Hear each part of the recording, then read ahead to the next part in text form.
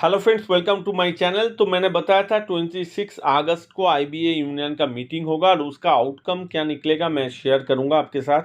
तो सर्कुलर ये देखिए, United Forum of Bank Union का सर्कुलर है और यहाँ पे bipartite talks with IBA on residual issues के बारे में जो मैंने बताया था, क्या क्या जिस्ट यहाँ पे दिया है, कौन सा इशू है। मीटिंग टुडे जो 26 अगस्त में हुआ था उसका जिस्ट यहाँ पे मैं लेके आया हूँ। Number 1, improvement in PLI scheme.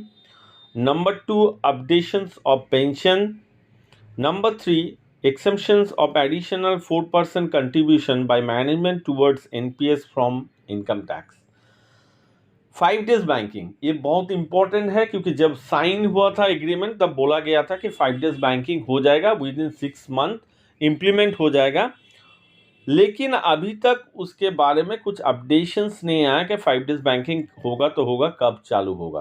तो मार्च महीने में अभी देखिए बहुत 4 महीने के ऊपर 4-5 महीना हो गया, लेकिन इसके बारे में कुछ फाइनलाइज डिसीजन नहीं है। यहाँ पे यूनियन ने डिमांड किया है गवर्नमेंट को फिर एक बार, जो 8/3/2024 को जो नोट्स लिखा था जॉइंट नोट, और IBA informed that the issue is being pursued by them with the government. From our side, we pointed out that we have been patiently awaiting government's approval of the same and conveyed that any further delay would only result in industrial unrest and UBU would be constrained to take decision to ventilate the agitate feelings of the workforce। तो यहाँ पे agitations का बात हो रहा है सीधा सीधा। अगर आईबीए ने एग्री नहीं किया 5 डेज बैंकिंग तो एजिटेशंस होगा।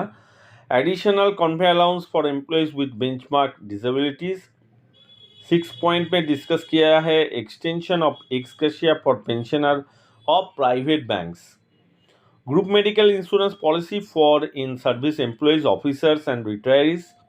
यहाँ पे आप पॉज करके पढ़ सकते हैं क्योंकि वीडियो को मैं ज़्यादा लंबा नहीं करूँगा।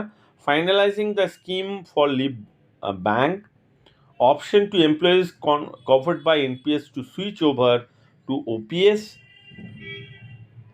यहाँ पे यूपीएस होगा, actually recent decision by the government on UPS. Extending the DA scheme 12 bipartite settlement 9 joint note to pensioner period to 1/11/2022। Changes in disciplinary action procedure, तो बैंक में बहुत चल रहा है, कुछ होने से तुरंत में एक्शन लिया जाता है स्टाफ के ऊपर। उसके ऊपर भी फर्दर डिस्कस होगा नेक्स्ट मीटिंग में। Allocations of fund to staff welfare fund, adequate requirement on the banks, outsourcing, modifications in compensate appointment scheme, LTC LFC monetisation scheme on the lines of SBI and RBI scheme for officers, notational first stagnation increment for officers in SGMSV who retired during 1/11/2017 to 31/10/2020, anomaly in the fitment on promotion from clerical caterer to GMS GS1 from one skill to another। तो ये total 18 point है, इसके ऊपर discussion हुआ है। सबसे ज़्यादा important बहुत सारा चीज़ है, किसी के लिए पेंशन, जो पेंशनर है उसके लिए पेंशन बहुत इम्पोर्टेंट है। जो बाकी बैंक एम्प्लॉय अभी यंग जनरेशन है, 5 डेज बैंकिंग इम्पोर्टेंट है।